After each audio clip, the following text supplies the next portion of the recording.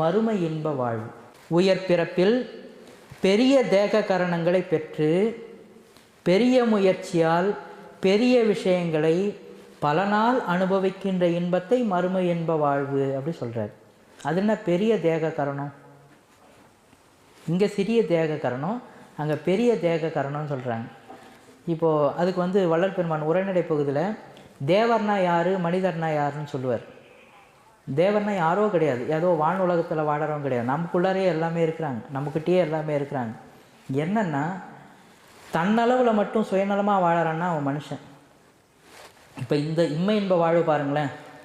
மனித பிறப்பில் தேகத்திலும் கரணத்திலும் புவனத்திலும் போகங்களிலும் குறைவின்றி நல்ல அறிவுடையவர்களாய் பசி பிணி கொலை முதலிய தடைகள் இல்லாமல் உறவினர் சிநேகர் அயலார் முதலியரும் தழுவ சந்ததி விளங்கத்தக்க சற்குணமுள்ள மனைவியோடு விடயங்களை சில நாள் அனுபவிக்கின்றது. அப்போ அவன் அளவில் மட்டும்தான் இருக்குது.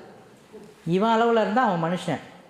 ஆனால் கொஞ்சம் இதையெல்லாம் தாண்டி பல பேர் அவர் காப்பாற்றுறாருன்னு வச்சிங்களேன். அதாவது இந்த மறுமை இன்ப வாழ்வு இருக்கிறவங்களுக்கு என்ன ஒரு அடையாளம்னா அவங்களால பல பேர் நன்மை அடைவாங்க, அவங்க பொதுவானவங்களாக மாறிடுவாங்க. இது என்ன வாழ்வுன்னு கேட்டிங்கன்னா முக்தி வாழ்வு. முக்தி வாழ்வு எதனால் முக்தி வாழ்வுன்னு சொல்ல வரேன்னு கேட்டிங்கன்னா, முக்தின்னா என்ன? தன்னோட யதார்த்த நிலையை உணர்ந்து கிட்டத்தட்ட வானப்பிரஸ்தம் போன நிலைன்னு வச்சிங்களேன். வானப்பிரஸ்தம்னா வனவாசம், எல்லாவற்றையும் துறந்து பொதுவாக இருப்பாங்க, எல்லாருக்கும் பொதுவாக இருப்பாங்க. அவங்க ஒரு குறிப்பிட்ட ஒருத்தருக்கு மட்டும் சொந்தமாக இருக்க மாட்டாங்க, பல பேருக்கு சொந்தமாக இருப்பாங்க. பல பேருக்கு சொந்தமாக இருப்பாங்க, ஆனால் நம்மளை போல் தேகத்தில் தான் வாழ்ந்துட்டுருப்பாங்க, நம்மளை போல் தேகத்தில் தான் வாழ்ந்துட்டுருப்பாங்க. ஆனால் அவங்களால பல பேர் நன்மை அடைவாங்க, பல பேர் நன்மை அடைவாங்க.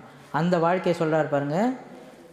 இந்த மறுமை இன்ப லாபம் எது எனில் உயர் பிறப்பை பெற்று இம்மை இன்ப லாபத்தில் குறிக்கப்பட்ட நற்குணங்கள் எல்லாம் பொருந்த. இன்மை இன்ப லாபத்தில் நற்குணங்கள் என்னென்ன சொன்னாங்க? அன்பு, தயை, ஒழுக்கம், அடக்கம், பொறுமை, வாய்மை, தூய்மை, இந்த குணங்களெல்லாம் இருக்கணும். இதோடு சேர்த்து உயர்நிலையில் சுத்த விஷயங்களை பல நாள் அனுபவித்தல் அப்படின்ற. சுத்த விஷயம்னா என்னது? இந்த உலகியல் விஷயங்கள்லாம் அசுத்த விஷயங்கள். சுத்த விஷயம்னா என்னது? நான் யார், கடவுள்னா யார், இப்படிப்பட்ட உயர்ந்த சாதனை, ஆத்ம சாதனைன்னு சொல்கிறோம் இல்லைங்களா, அந்த ஒரு சாதனையை செய்யக்கூடியவங்களாக இருப்பாங்க. அதில் கொஞ்சம் முயற்சி பண்ணி அவங்க அந்த ஆத்ம சாதனை செய்கிறதுல கொஞ்சம் முயன்று அதுக்குள்ளார போயிட்டுருப்பாங்க. இதுதான் மறுமை என்ப வாழ்வு.